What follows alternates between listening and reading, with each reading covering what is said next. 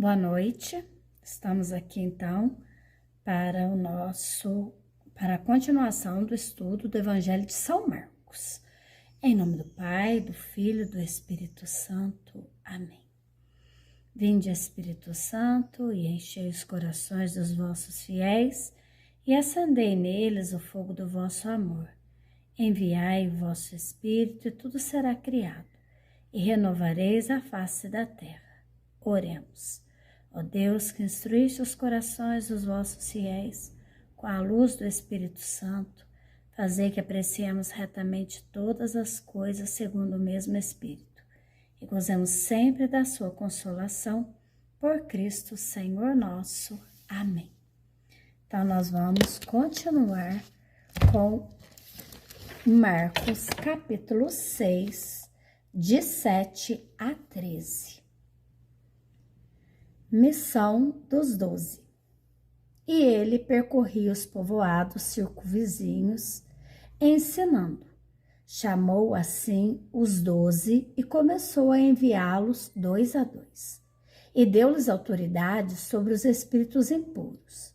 Recomendou-lhes que nada levassem para o caminho, a não ser um cajado apenas, nem pão, nem alforge, nem dinheiro no cinto, mas que andassem calçado com sandálias e não levassem 2 túnicas. E dizia-lhes: onde quer que entreis numa casa, nela permanecei até vos retirardes do lugar. E se algum lugar não vos receber, nem vos quiser ouvir, ao partirdes de lá, sacudi o pó debaixo dos vossos pés em testemunho contra eles. Partindo, eles pregavam que todos se arrependessem, e expulsavam muitos demônios e curavam muitos enfermos, ungindo-os com óleo. Palavra da salvação, glória a vós, Senhor. Então, aqui nós demos continuidade que Jesus estava, visitando Nazaré. Lembra, a gente viu que Jesus não foi bem aceito em sua terra e isso não fez com que ele desistisse da missão, muito pelo contrário. Aí sim que ele até enviou os seus apóstolos. E aí a gente vê que Jesus ele ia aos vilarejos e não desprezava as coisas pequenas.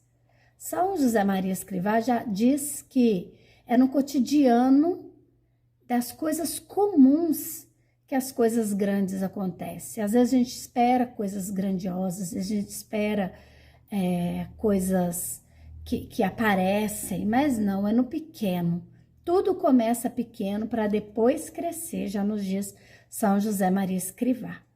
Então, pregar o evangelho, para pregar o evangelho é necessário um desapego. Um desapego, isso é imprescindível, e também uma confiança na providência de Deus. Aqui nós vimos, que Jesus, ele falou, ele recomendou que nada levassem. Então, Jesus primeiro ele ensina e depois ele envia. Então, quem prega deve ter uma confiança cega de que nada que lhe for necessário lhe há de faltar.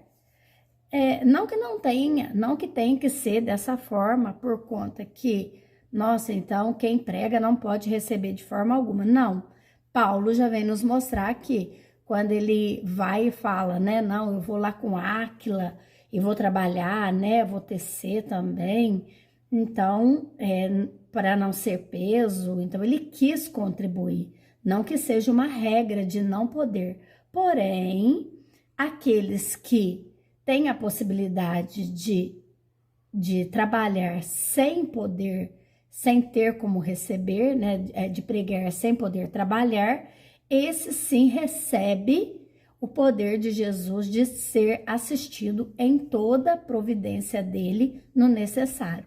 Então, nada lhes faltará. Então, a assistência e a providência vem do alto para todos que pregam, todos que se põem à pregação. Então, Jesus dá aos que recebem a possibilidade de Aí aqui Jesus fala, aqueles que te receberem. Então Jesus aqui também nesse evangelho dá a possibilidade de todos aqueles que recebe alguém que prega, a oportunidade de fazer o bem, de exercer a hospitalidade, de ser solidário e generoso. Então, isso é uma graça, né? Recebe mais quem ganha mais graças do céu quem recebe, né? Uma pessoa assim, porque é a ele que recebe. Quem me recebe, né? A mim, quem recebe é aquele que eu envio, a mim recebe. Quem me rejeita, rejeita ao próprio Deus. Então, aqui o Senhor vai e nos fala que era para levar só o necessário e também ir de 2 em 2, né? Que isso quer dizer uma igualdade e um apoio, né? Não estou sozinho. Então, tudo de bom que a gente recebe, tudo de bom que a gente aprende, a gente deve compartilhar. Por isso, Jesus ensina e envia. Então, a oração deve ser precedida e deve ser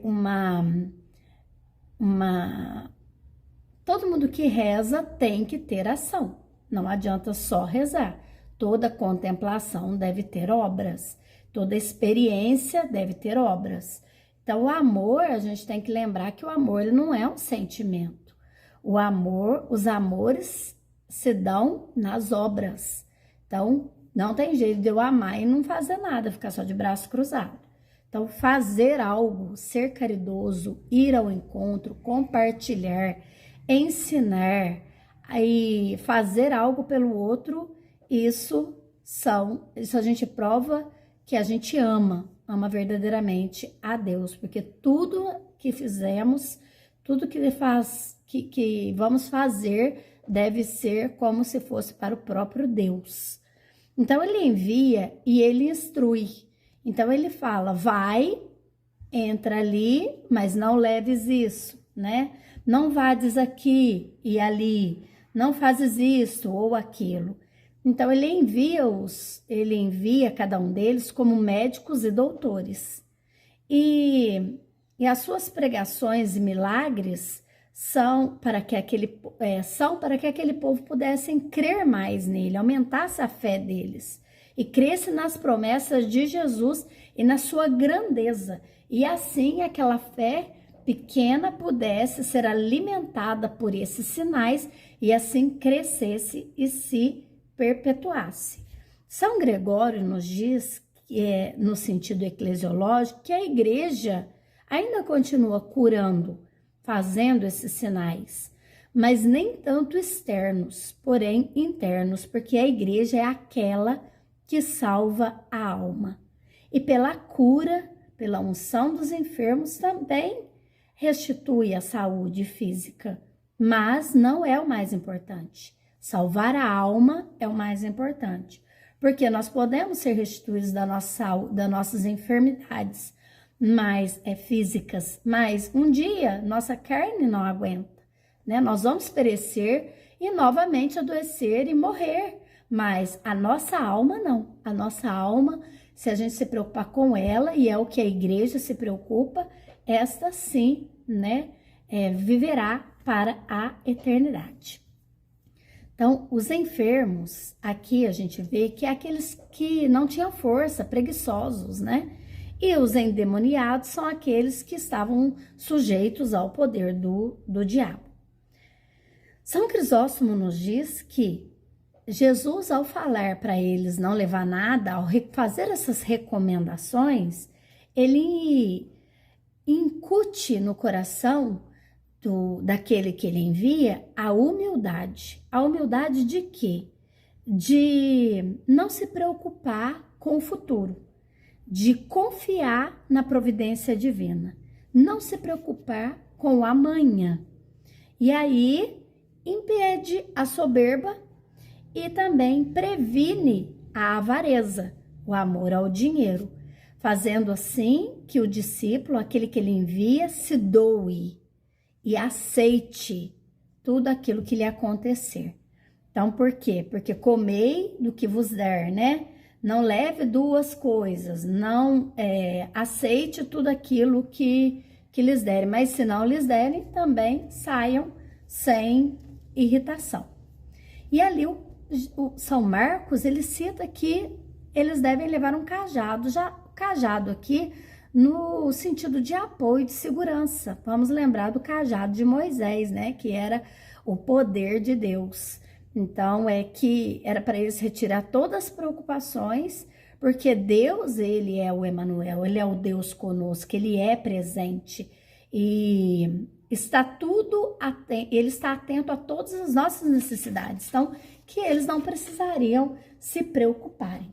Na catena, vamos agora para ela, São Jerônimo vem nos dizer que, como enviou os apóstolos quase nus, né, sendo uma metáfora, e desprovidos de tudo, parecia muito dura essa condição. Porém, ele lhe diz, o operário tem direito a seu alimento. Recebei, né, tudo aquilo que vos derem. Então, aqui, os discípulos podem receber, sim, aquilo que lhes dão.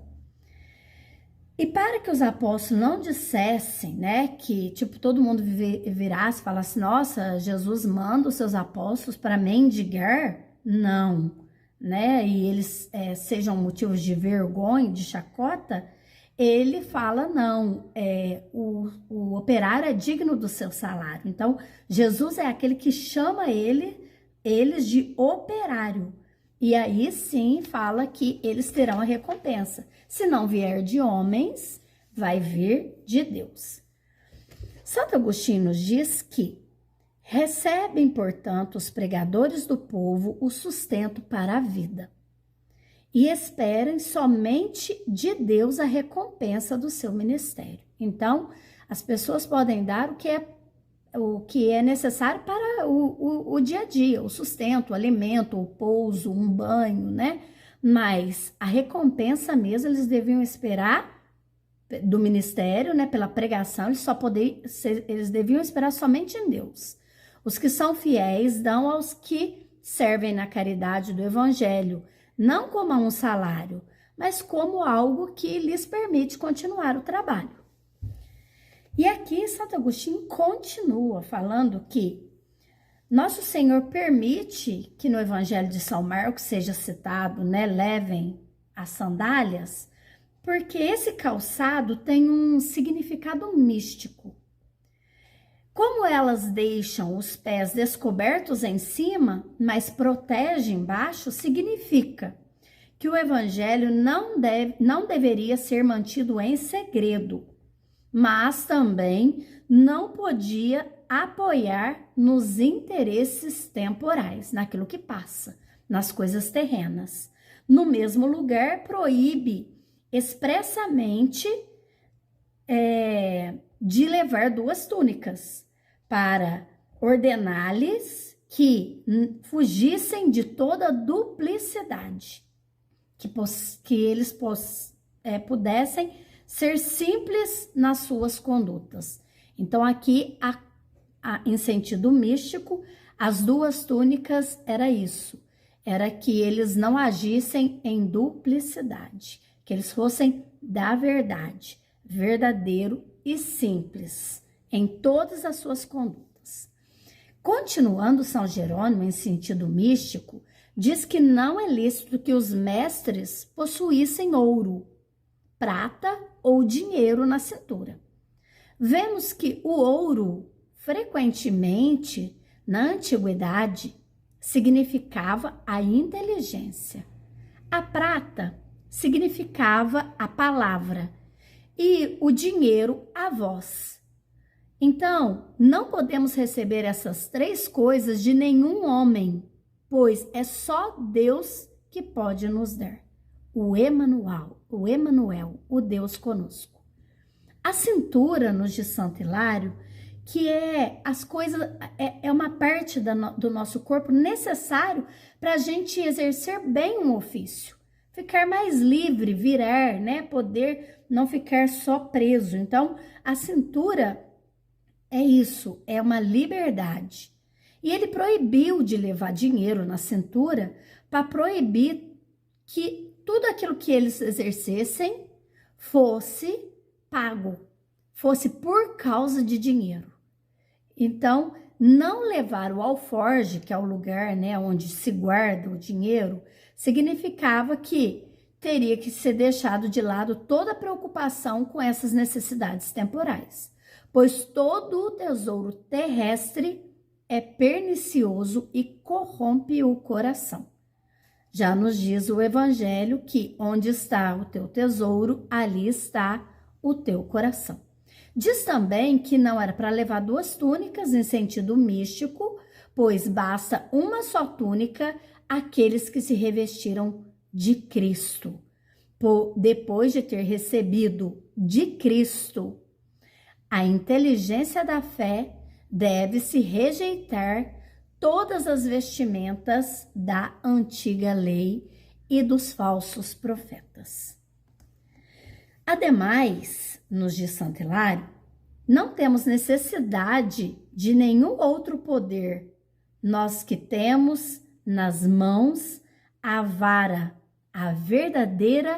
o verdadeiro cajado que saiu da raiz de Jessé, que é o próprio Jesus, né? Um rebento no troco de Jessé nascerá, que é o próprio Jesus. O Senhor disse, então, que o operário tem direito de seu alimento. Então, não se deve pensar aqui que, por isso, todas as portas iam estar abertas para os discípulos.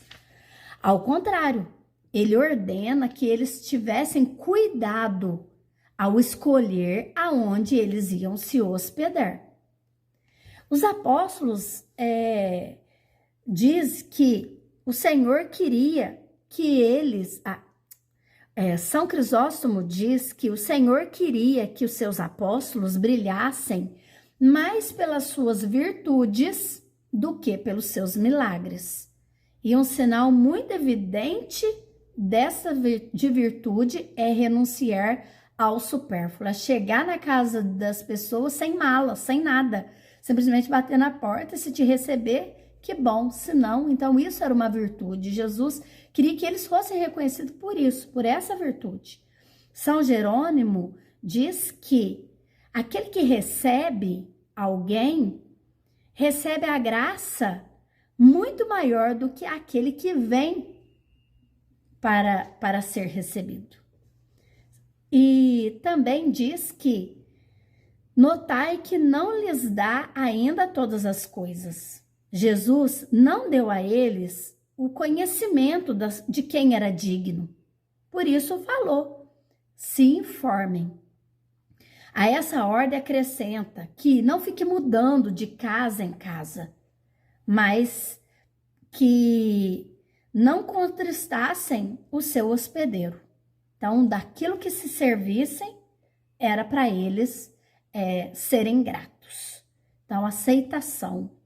Já nos diz também que São Mateus e São Lucas fala que quando entrares numa casa, dizei a paz esteja nessa casa.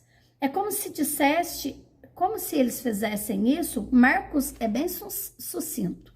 Não fala isso, mas podemos também saber que quando Jesus envia, ele enviou para que pudéssemos também desejar a paz, não a nossa paz, mas a paz de Jesus. É como se ele dissesse, pedir a paz para o hóspede, a fim de adormecer nesse hóspede, naquele que irá lhes receber toda repugnância contra a verdade, e que o coração dessa pessoa possa ser aberto para receber as graças, os milagres, a palavra de Jesus, que estava indo ser anunciada. Já pegando a catena de São Marcos, né, no evangelho que a gente está, São Jerônimo diz que Jesus é certamente, estou no lugar errado. São Teofilacto diz que Jesus, ele enviou os apóstolos 2 a 2 para que se fizessem mais corajosos, pois o livro do Eclesiastes diz que melhor é estarem 2 juntos do que um só. Mostrou também que ir aos vilarejos quer dizer não se deve desprezar as coisas pequenas e nem sempre buscar as coisas grandiosas, cidades grandes, grandes plateias, muitas pessoas para te ouvirem. Por isso, manda aos vilarejos. E também, São Beda nos diz que quando se faz qualquer coisa, se faz pelo poder do Senhor. Aqueles que fazem algo, é aquilo que eu disse. Tudo que formos fazer, temos que fazer como se fosse para o próprio Jesus. E fazer em nome dele. Então, por Cristo, né? Com Cristo e em Cristo. É linda essa doxologia que a igreja que a gente anuncia na igreja, que o padre anuncia na igreja após cada consagração, que tudo é por Cristo, com Cristo e em Cristo. Por isso, quando se faz algo e aquilo se vai bem, a gente confessa a nossa fraqueza, que foi pelo poder do Senhor que a gente conseguiu que algo desse certo, que algo ficasse bom, que é só Deus que nos ajuda a fazer algo bom. Então, São Gregório Magno diz que Jesus enviou os 2 discípulos, de 2 em 2, na verdade, perdão, porque 2 são os preceitos da caridade e do saber, o amor de Deus e do próximo. Não se pode ter caridade entre menos de 2. Então aí a gente vê também um sentido moral para a nossa vida. Não se pode ter caridade só com uma pessoa. A caridade acontece reciprocamente, com 2 pessoas. Por isso, com efeito, deu-nos a conhecer de que quem não tem caridade em relação ao outro não deve de modo algum exercer o ofício da pregação. Gente, tudo passará, só a caridade permanecerá. Porque quando a gente estiver lá no céu, não vai precisar de fé, porque fé, né, quando a gente morrer, não vai precisar, nós já vamos ver, né, já vamos ser julgados e vamos ter lá. A esperança não vai precisar mais, porque aquilo que esperávamos já vai estar acontecendo. Então, o que restará? A caridade. Então, aqui vem São Gregório nos dizer maravilhosamente em sentido moral, e ainda podemos até ousar aqui, que não está escrito, mas dizer em sentido eclesiológico. As virtudes teologais, das 3, a caridade é, como diz São Paulo, a que permanecerá. Tudo passará.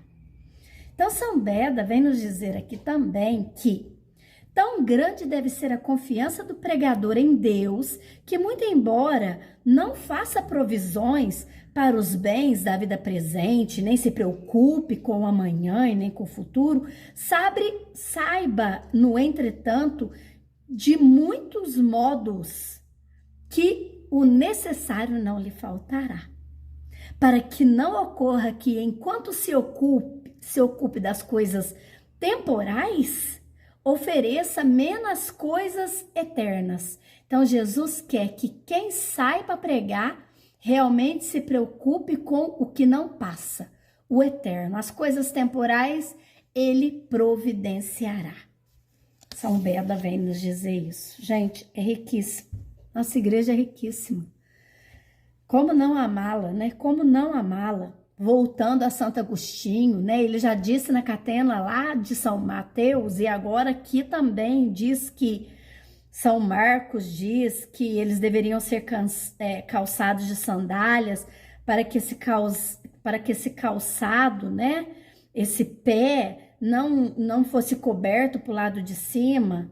Então, quer dizer, esteja aberto às coisas do alto, mas também não fosse descoberto na parte que toca a terra, isso é, que o evangelho não fosse encoberto e também não pudesse se apoiar, né? Porque o pé da gente apoia, não apoiar nessa terra, nas coisas terrenas, nessas recompensas, nos aplausos das pessoas, não. Tudo tem que vir de Deus, do alto, os pés descobertos por cima. E aí sim exortou eles a viverem e a andarem com simplicidade, sem duplicidade, sem as 2 túnicas. São Beda vem completar o que nos diz Santo Agostinho, que a gente não deve reservar outra coisa além daquela que vestimos, com receio de que aquilo possa nos faltar no futuro. Não, aquele que confia em Deus deve realmente se despojar, se desapegar, e a sua verdadeira confiança deve estar em Deus. Tão difícil falar uma coisa que é tão difícil eu praticar, mas que através desses estudos o Senhor me ajude realmente a ter esse desapego, esse despojamento, a não me preocupar com o futuro, e a que seja a minha confiança cega somente nele. Como dizia Santa Teresinha, né? Uma confiança cega, uma alma pequena, para que possa ser repleta e dilatada pelo amor, pela graça de Deus. São Beda vem nos dizer em sentido alegórico que pelo alforje designa-se os fardos deste mundo, pelo pão, as delícias temporais, pelo dinheiro na cintura. Então, assim, voltando, porque acho que eu não parei. Pelo alforje designa-se os fardos deste mundo. Então, não leve o alforje. Então, desapegue dos fardos desse mundo. Às vezes a gente quer carregar muita coisa, peso às vezes que nem é da gente, coisa que às vezes nem aconteceu, coisa que a gente imaginou, mas a gente tem que lembrar que 98% do que a gente imagina não é realidade. Não vai acontecer. Então, umas preocupações tão bobas, né? Mas que o Senhor nos conhece e que Ele vem e tem a piedade de cada um de nós. E aí, então, pelo alforje, os fardos deste mundo. Pelo pão, né? Não leveis pão, que é as delícias temporais, quer dizer, os nossos apetites, né? As nossas luxúrias. E pelo dinheiro na cintura, a ocultação da sabedoria. Uma vez que quem quer que tenha aceitado o ofício de doutor, de pregador, não deve nem ser abatido pelos fardos dos negócios deste mundo, nem se dissipar pelos desejos carnais, e muito menos esconder o talento da palavra que lhe foi confiada sobre a desculpa de não tenho tempo ou um ócio de uma preguiça indolente. Então, aqui vem São Beda fechar tudo isso. Continuando, São Crisóstomo, agora com o finalzinho aqui do nosso evangelho, ungindo-os com óleo. São Crisóstomo vem dizer que Mateus é o único que fala que era para ungir com óleo, mas aqui a igreja quis introduzir para nós a unção dos enfermos. Ungindo com óleo muitos enfermos e curando-os. Somente Marcos conta que ungiram-nos com óleo. Já Tiago, na sua carta, diz coisa semelhante quando usamos essa carta para a instituição da unção, do sacramento da unção dos enfermos. O óleo, com efeito, tanto cura os sofrimentos, quanto é causa de luz e de alegria. Porque antes se colocavam azeite, né? Óleo nas lamparinas para acender o fogo. Então, já o óleo da unção de Deus significa a misericórdia, a cura das enfermidades e iluminação do coração, sendo que tudo isso é operado pela oração. Então, com a oração dos apóstolos que haviam sido enviados, eles levariam tanto a cura, pela misericórdia de Deus, àqueles que abrissem o coração, o hospedassem, né? Para aqueles que acolhessem, quanto também levariam a alegria por conta da luz que é Jesus. E aí, dissipando todas as trevas. Então, é pela oração que vem a ação. Porque depois aqueles que recebiam também não aguentavam e acabavam, né? Quando a gente está muito cheio de uma coisa, a gente quer contar, a gente quer falar, a gente quer mostrar, a gente quer que todos venham ver, a gente quer que todos venham também sentir isso. Nossa, às vezes a gente está num encontro que alguém da família não está e a gente chega e fala assim, nossa, Queria tanto que você tivesse ido para sentir isso, de tão maravilhoso que foi, porque a gente quer partilhar aquilo que é bom.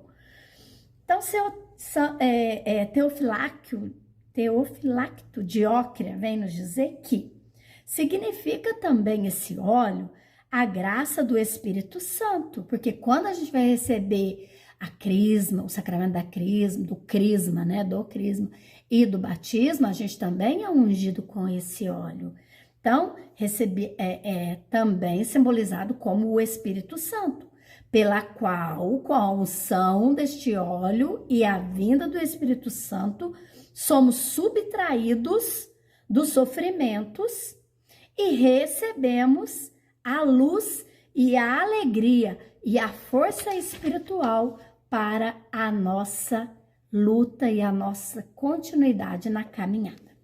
Fechando agora de verdade, São Beda vem nos dizer sobre a unção dos enfermos que ficou evidente neste evangelho que esse costume foi transmitido pelos próprios apóstolos à Santa Igreja, para que os possuídos de demônio, os que estavam doentes de quaisquer outras enfermidades, físicas ou espirituais, sejam ungidos pela Igreja com o óleo consagrado pela bênção pontifícia.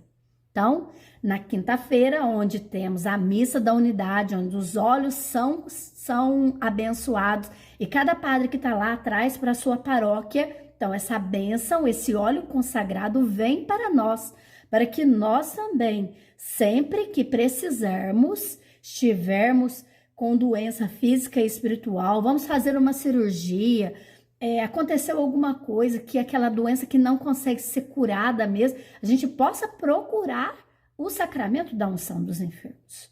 Então, o Senhor é aquele que nos prometeu o céu, é aquele que nos prometeu a vida eterna, é aquele que morreu por nós e nos deu a salvação e dá para nós. Então, a salvação, eu costumo dizer que a salvação está lá em cima. A salvação está como se fosse no alto da colina, você vislumbra ela, mas para chegar lá, temos que percorrer o caminho. E Deus nos dá, então a gente tem que sair por essa floresta, desse caminho dessa vida, usando todas as ferramentas que nos é dada, que são os sacramentos. E aí sim, né, com os sacramentos a gente vai tipo que podando e abrindo caminho para que a gente possa chegar verdadeiramente e receber a coroa da glória, que já foi, sim, né, conquistada por nós, mas de braço cruzado ninguém chega ao cume da montanha.